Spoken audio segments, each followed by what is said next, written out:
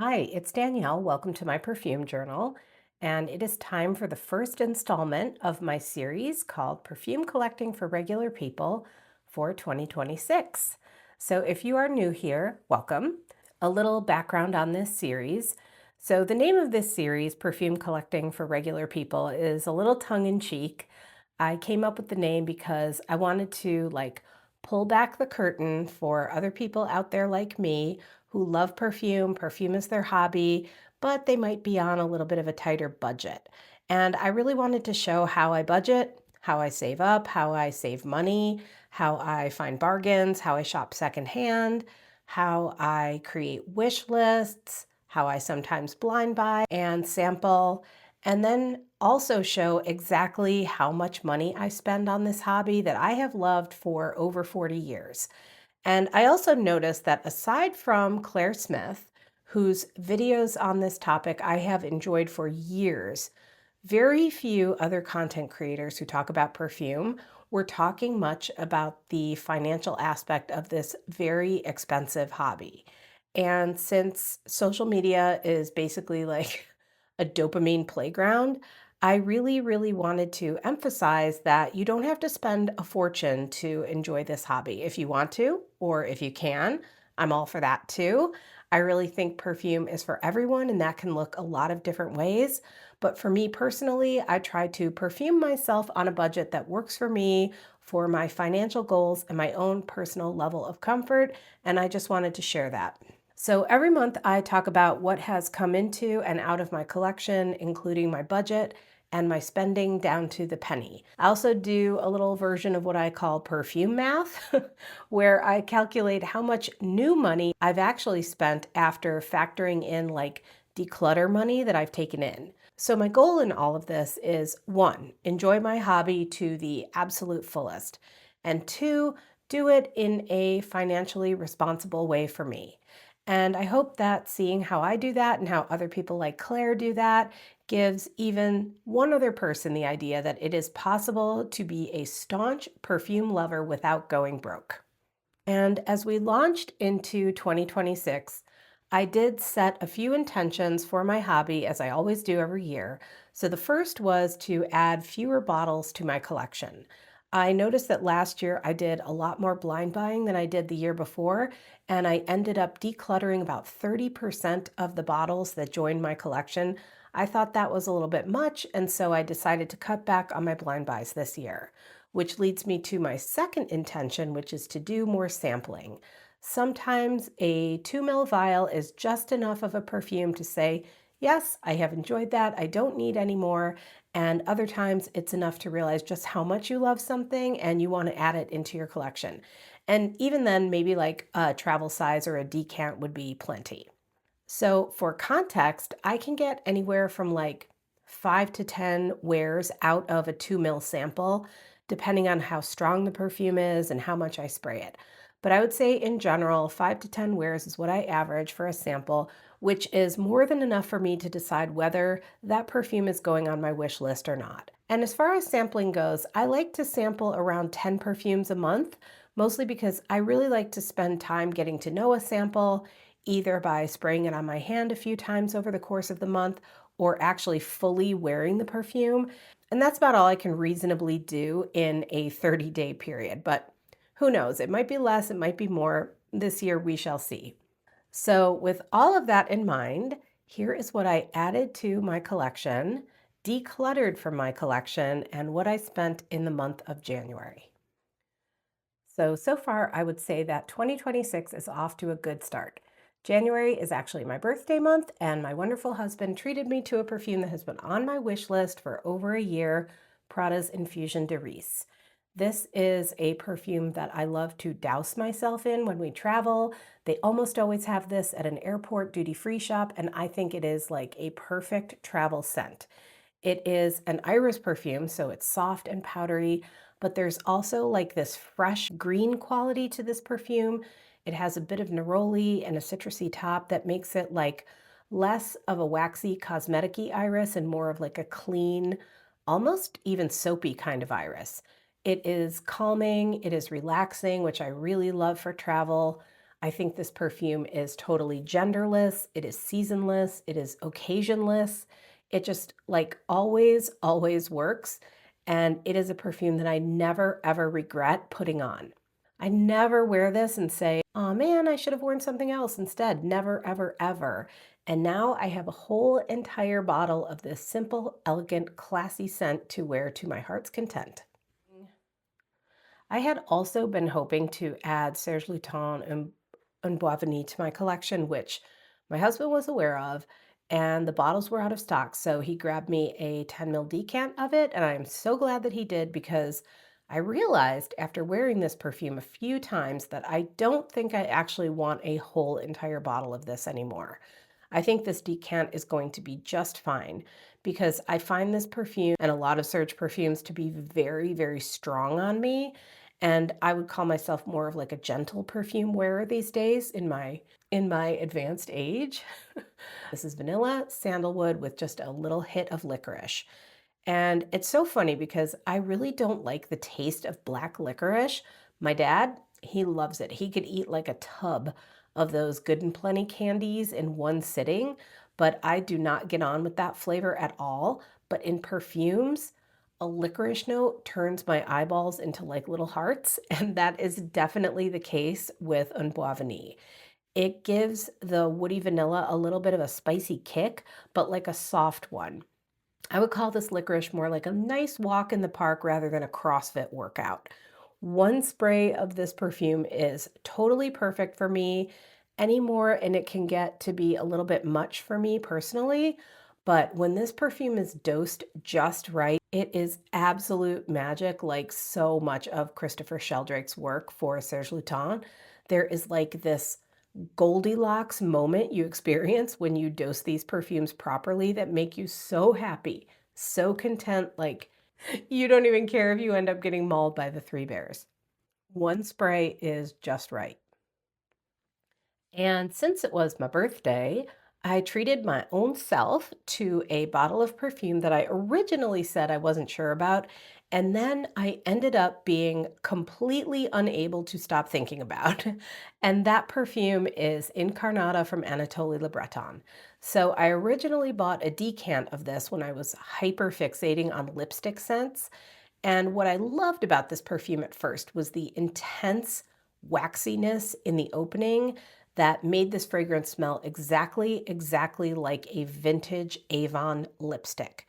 But what I wasn't really sure about at first was the dry down, which smelled to me exactly like big red gum, the cinnamon gum. But after wearing my little decant about 20 times, I just kept falling more and more in love with the spicy dry down of this perfume. And I think what is giving this big red cinnamon gum vibe is the combination of rose and myrrh. It is just wonderful. This perfume is so fabulous for bedtime. It feels very much like old Hollywood glamour. I feel like I should be wearing a silk robe with ostrich feather cuffs and trim. Faux ostrich feathers, of course. So anyway, Incarnata was a massive splurge for me, and I do not regret it one single bit. I love this perfume. And I was also sent 6 samples by the wonderful Jill, my scented soul sister. I have fully sampled 2 of them so far that I talked about in my perfume samples for January video, and I will continue to make my way through these fantastic surprises in the upcoming month. So I sampled, and I have already drained Angel Stellar. This is absolutely gorgeous. And what I have realized in sampling this perfume is that this is exactly how I love my gourmands. I like my gourmands to be not photorealistic food scents, but perfumey with recognizable edible notes that create like a scrumptious scented experience. Here is something kind of interesting that happened when I was sampling this. I had sampled a very gourmand perfume. It was the Cirque de Soleil perfume. And at first, I liked it quite a bit. And that surprised me because it is so completely gourmand. It's buttered popcorn, cotton candy, red apple, vanilla. and it just has a little teeny tiny bit of airy floralcy to it from some freesia and some iris. So I really liked the first couple of hours of wearing this, and then little by little by little, it started to make me feel pretty nauseous. It just went far, far too sweet on me, and it started to feel the way you feel when you've eaten one too many sweets at the fair. Like, I should not have had that waffle or that fried dough, and I am definitely not going on any more rides. That is exactly how this perfume left me feeling. So when I got home that night, after wearing Cirque du Soleil during the day, and I changed into my PJs, I had sprayed Angel Stellar on my t-shirt the night before. And the patchouli in Angel Stellar was so much more noticeable to me, like it was booming off of my t-shirt. So it was just really interesting and fascinating to see how my nose perceived the very gourmand Angel Stellar after wearing the super gourmand Cirque du Soleil all day. Having worn an ultra sweet perfume, the patchouli in Angel Stellar became much more obvious to me when I kind of like compared them back to back. So anyway, Angel Stellar is gorgeous. It is the Angel DNA with this beautiful nutty pistachio note. Like if you have ever had a jar of that Italian pistachio cream, the pistachio in Angel Stellar is in that kind of neighborhood. It's like sweet, but not too sweet. Angel Stellar is like Angel Muse's softer, quieter sister. It is beautiful, and I have drained my sample and I cannot stop thinking of it, so I think I know what that means. It's going on the wish list. And then I also sampled Sensuous Stars from Estée Lauder. That is perfumed by Amandine Clerc-Marie, and it was released in 2021. This is such a soft and pretty plummy iris with just like a light hit of lavender. And on Parfumo, this perfume was compared to like really lipsticky perfumes like Lipstick On, Maison Margiela, Jimmy Choo's discontinued Iris Crush. I don't get lipstick from this at all. In fact, to me, the iris that's used by Estee Lauder is brighter and less waxy, less buttery, and almost like more sparkly, which totally suits the name Sensuous Stars. Okay, so really briefly, the next 4 perfume samples I received are all perfumes that I am super excited to try out, and I will report back on in my next samples video. So I cannot wait to try Aqua Amantia from Le Couvent. This is a perfume that I've been wanting to try, and now I can. I came upon this one day when I was down one of my usual rabbit holes, and I can't remember now if I was searching for ambrette perfumes or maybe grapefruit perfumes, but it was definitely one of them because Aqua Amantia has both. So this perfume was created by Amélie Bourgeois and Jean-Claude Elena, so chances are pretty high that this one is going to be a winner for me. I am also looking forward to giving Equistrius from Parfum d'Empire a good wear. This is another perfume that entered my stratosphere when I was searching for ambrette perfumes, but this one contains a cocoa note, and that combination sounds absolutely incredible to me. Ambrette and cocoa will be, I think, beautiful together. I can't wait to give this one a wear. I will also be sampling Violette Valinka from Hermès. That was perfumed by Christine Nagel when she was head perfumer for Hermès. This is violet and leather. And I think if anyone does leather well and is going to make me enjoy it, it's Hermès and Christine Nagel. And then finally, I will be sampling Meraki from Botanique, which sounds really interesting with notes of strawberry, fig, violet, and iris. So to me, it sounds like it's going to be that kind of sweet, creamy floral that I really, really love. So Jill, you know me too well, my friend. Thank you so, so much for sharing these samples with me. I can't wait to finish going through all of them. I also did a fair amount of decluttering this month. I decluttered my bottle of Coconut Cove from Skylar, and I moved this one along because it was just too aquatic for me. So aquatic scents tend to turn like mildewy smelling on my skin. I don't know if that ever happens to anyone else, but like no matter how creamy and wonderful the coconut note can be, because it's paired with aquatic materials, it just did not work on my skin. So I moved that along, and then I passed along 2 discovery sets and 18 samples this month as well. Okay, so it is time to get down to the dollars and cents of it all. So you might remember from my year-end wrap-up that I decided to keep my budget exactly the same for 2026, spending no more than $100 to $150 a month on my perfume hobby. And as always, I acknowledge that having any fun money to spend at all is a significant privilege. That is not the case for everyone. It was not always the case for me either. And so it is a privilege that I never take for granted. So I made the decision to keep my budget the same because I only stayed on budget 3 out of 12 months last year. So even though I did get a raise this year and technically I could increase my budget, I felt like that would just give me carte blanche to go over my budget even more, which I do not need to be doing. So I am starting out 2026 with 2 full bottles, a 10 ml travel, and 6 samples in my collection. So the major splurge this year was on the bottle of Incarnata. It's a 50 ml bottle, and I spent far more on that than I'm usually comfortable spending on a bottle of that size, but I have no regrets because I love the perfume. It's totally worth it. And as you will see in a moment, I did stay on budget this month. And so, doing a little bit of perfume math, I spent a total of $112.50. And then I took in $44.83 decluttering some things.